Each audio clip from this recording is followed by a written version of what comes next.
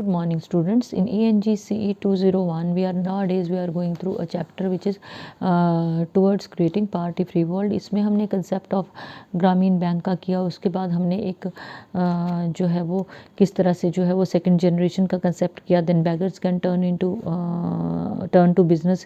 Information technology का क्या, Grameen phone का कंसेप्ट किया, free market economy, how was it introduced and what was benefits और pros and cons, role of global social business in globalization. उसमें हमने क्या कि अगर वैश्वीकरण होता है तो अगर गरीब और अमीर देश एक जगह पे कहीं काम करते हैं तो गरीब देशों का जो है वो अमीर देश इन्वेस्टमेंट्स करेंगे वो हैवी इन्वेस्टमेंट्स होंगी तो गरीब देशों को प्रॉफिट नहीं मिलेगा. तो हमें उस चीज़ को कर्टेल करना है. ठीक है. अब आपका जो नेक्स्ट सेक्शन है, we create what we want. It is very true. मैंने आपको पहले भी करवाया था जो हम लोगों ने असैम ऑफ लाइफ किया है, फिर हमने इफ़ किया है. ठीक है. फिर हमने इम्पॉर्टेंस ऑफ प्रेयर या what was the title of the chapter, I just forget, wait for a while. The power of prayer किया है, स्वामी विवेकानंदा का किया है.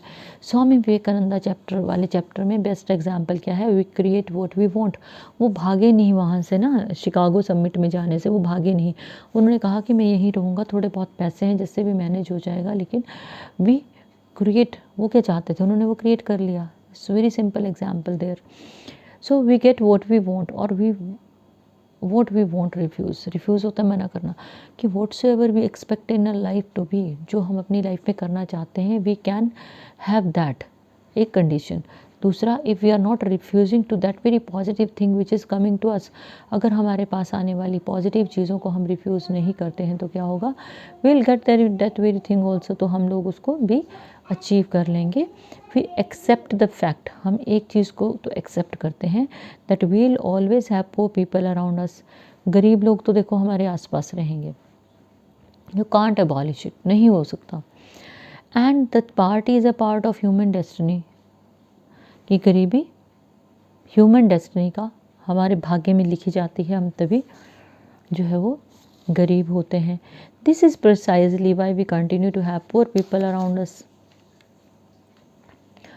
तो कहते ये क्यों होता है, क्योंकि हम, दिस इज़ प्रिसाइजली, मोटे तौर पे यही है कि हमारे आसपास गरीब लोग क्यों हैं, क्योंकि हम क्या मानते हैं कि ना तो जो है हमारे चारों तरफ गरीब लोग तो रहेंगे और जो गरीबी है वो भी रहेगी. ठीक है.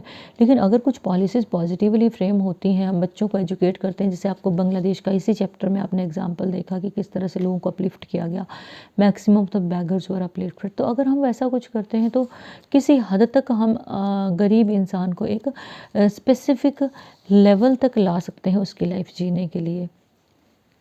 क्या चाहिए, क्या रिक्वायर्ड है उसके लिए, what do we need, we need a positive effort and positive thinking. This is precisely why we continue to have poor people around us. If we firmly believe, अगर हम पक्के तौर पे मान लेना that party is unacceptable to us, acceptable होता है स्वीकार, और अस्वीकार करना इज़ अनएक्सेप्टेबल, कि गरीबी हमें स्वीकार नहीं है. That it should not belong to a civilised society. एक सभ्य समाज में गरीबी की कोई जगह नहीं है. We are not talking of abolishing of the poor people, we are talking of just गरीबी नहीं होनी चाहिए समाज में. ठीक है. तो अगर हम ये माने कि सभ्य समाज में जो है वो गरीबी की जगह नहीं है, it should not belong to a civilised society. We should have built appropriate institutions. उसके लिए क्या करना होगा, we would have built appropriate institutions. अगर कुछ सही से इंस्टीट्यूशंस हम करते हैं and policies to create a poverty free world, एक गरीबी मुक्त दुनिया के लिए अगर हम कुछ इंस्टीट्यूशंस और कुछ पॉलिसीज़ अगर फ्रेम करते हैं तो ऑब्वियस है हमारा वर्ल्ड जो है वो बेटर होगा. We wanted to go to the moon, so we went there. जाना चाहते थे मून पे, चले गए. राइट ब्रदर्स ने एफर्ट किया, उन्होंने क्या किया, उन्होंने एरोप्लेन बनाया, तो आज है ना कितने बड़े बड़े एरोप्लेन हैं. फिर ग्राहम बेल ने टेलीफोन का आविष्कार किया, वो भी हमारे पास है. टॉमस एडिसन ने बल्ब का आविष्कार किया. ग्रोथ की तरफ ही जा रहे हैं ना हम लोग, तो हम चाहते थे वो मिला. We achieve what we want to achieve. जो करना चाहते हैं वो कर लेते हैं, लेकिन डिटर्मिनेशन स्ट्रॉन्ग होना चाहिए. इफ़ यू फील लाइक कि मैंने तो जी इस बार ग्रेजुएशन में टॉप करना है, पढ़ना लिखना है नहीं, तो क्या होगा, डिटर्मिनेशन. आपका सोच तो है लेकिन आपने उसको इम्प्लीमेंट तो किया ही नहीं. उसमें परफॉर्मेंस तो आपने बिल्कुल भी नहीं दी, तो रिजल्ट तो नहीं आएगा ना। So if we are not achieving something, और अगर हम कुछ अचीव नहीं कर रहे हैं, इट इज़ बिकॉज इसलिए we have not put our minds to it. हमने अपना पूरे का पूरा फोकस उस चीज़ की तरफ नहीं लगाया। We create what we want, जो हम चाहते हैं हम वही क्रिएट करते हैं। ठीक है। चंडीगढ़ कभी गए हो? रॉक गार्डन एक इंसान का सपना था, उसने पूरा किया।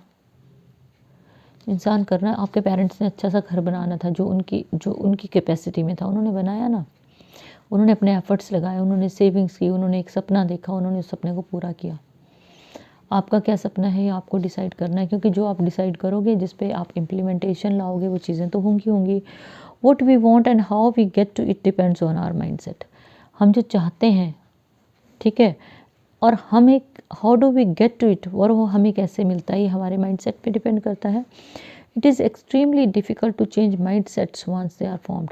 एक बार जो सोच चली गई ना, वो निकलती नहीं है। जैसे मैंने आपको कई बार एग्जांपल दिया है कि एट टाइम्स क्या होता है, दो भाई बहन हैं, एक बच्चा बड़ा है, एक छोटा है। सपोज़ दो ब्रदर्स हैं, एक को हम बोलते हैं बड़ा इंटेलिजेंट है, बहुत स्मार्ट है, और दूसरे को हम बोलते हैं बहुत नालायक है, कुछ नहीं करता। तो क्या है, उसके माइंड सेट में एक बार वो चीज़ चली गई ना कि पढ़ता नहीं है। वो बच्चा एवरेज भी होगा, वो एक्सेल करना चाहता है, लेकिन उसके माइंडसेट में एक बार चीज़ चलेगी ना, तो वो बोलेगा ठीक है मैं ऐसा ही हूँ, ही विल फॉलो और she will follow that very path. तो किसी भी चीज़ को माइंडसेट में ले जाने से पहले एक बार सोचना ज़रूर कि आप क्या कर रहे हो।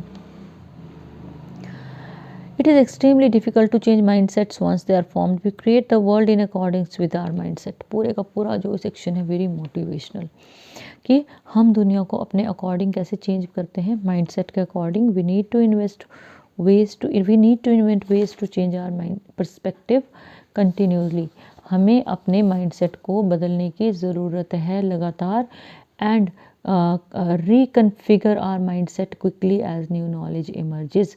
रिकन्फिगर करने की ज़रूरत है, दोबारा से चीज़ों को सोचने की ज़रूरत है, और कॉन्फ़िगरेशन बदलने की ज़रूरत है माइंडसेट की, कि जैसे नई नॉलेज आती है तो हमें खुद को बदलना पड़ता है। ठीक है। We can reconfigure our world if we can reconfigure our mindset. अगर हम अपने माइंडसेट को बदल सकते हैं, दुनिया को बदल सकते हैं।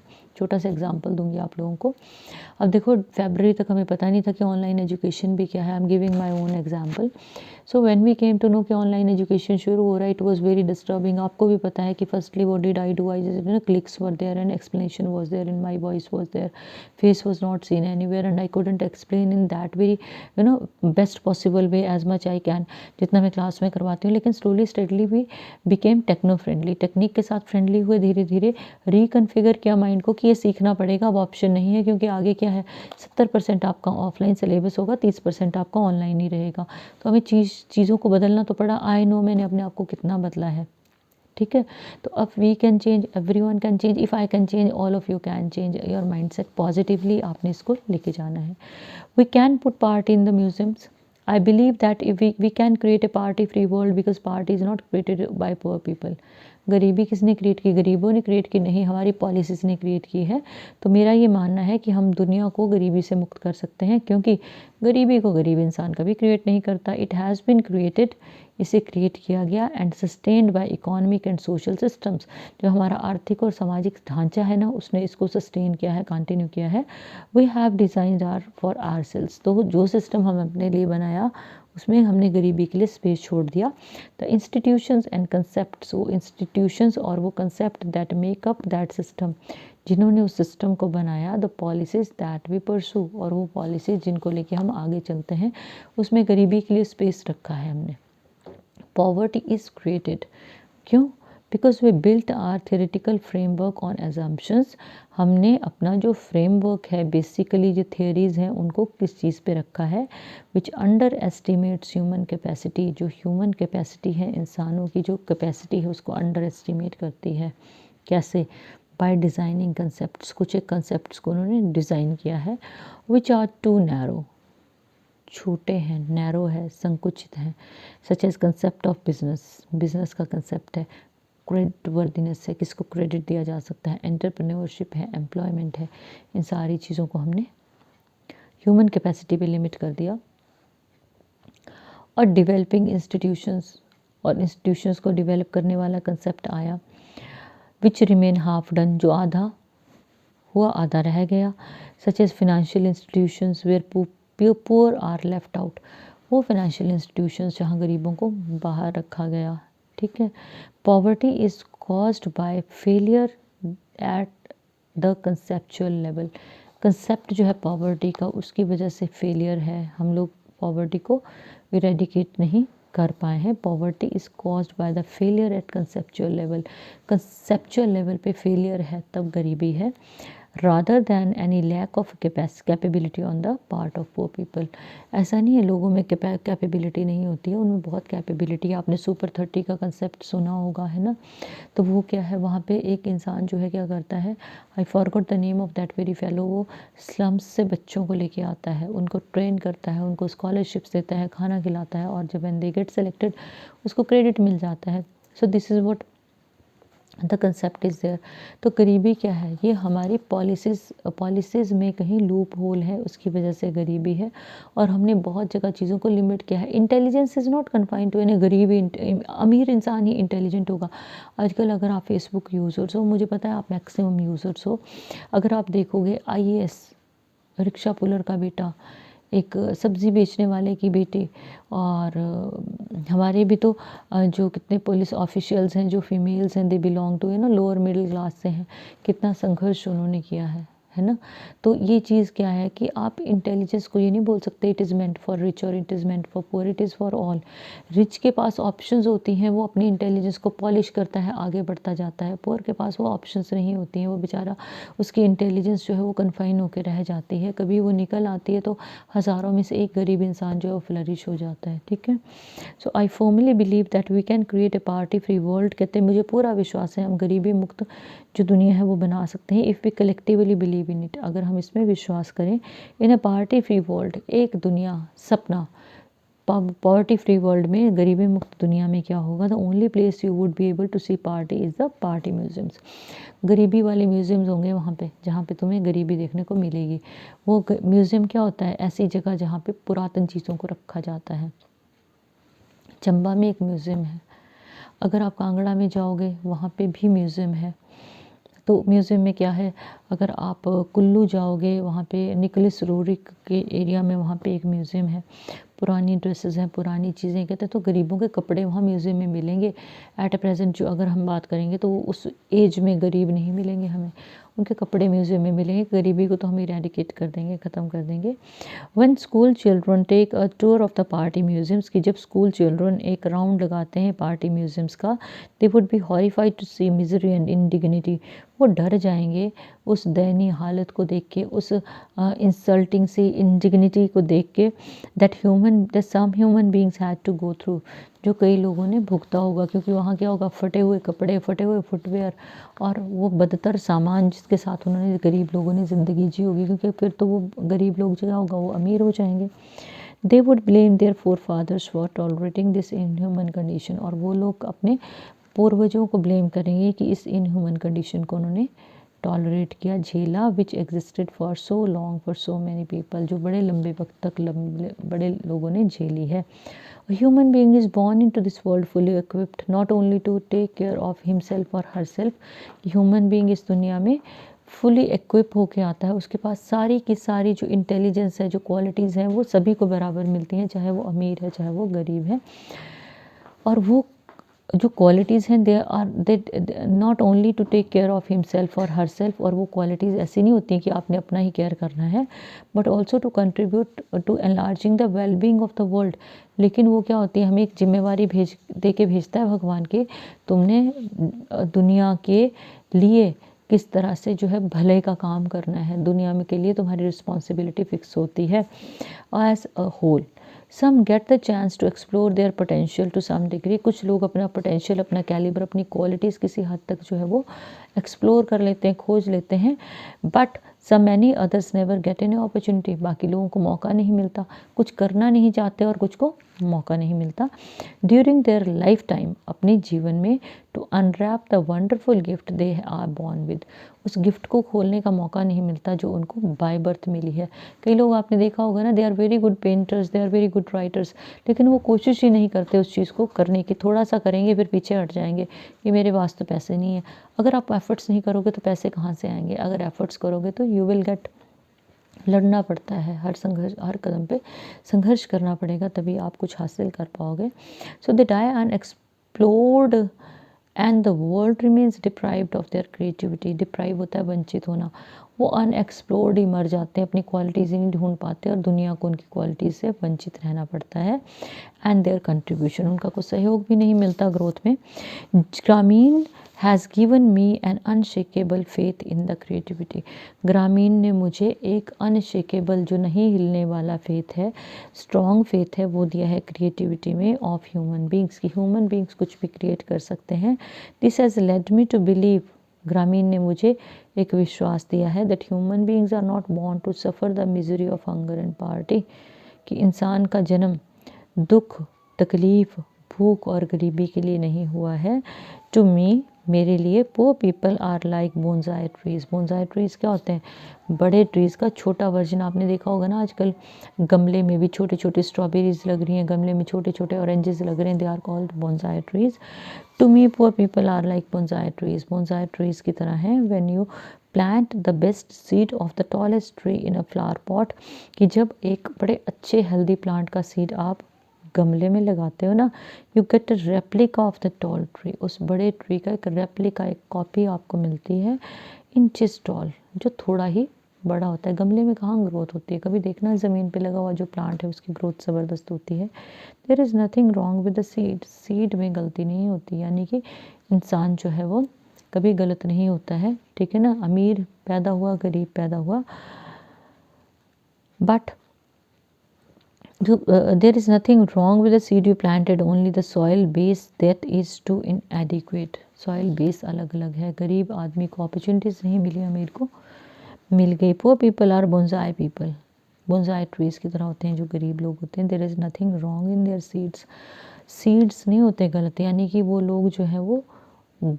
बेसिकली वो गलत नहीं है। Simply society never gave them the base to grow on. समाज ने उनको वो मौका नहीं दिया ग्रोथ का।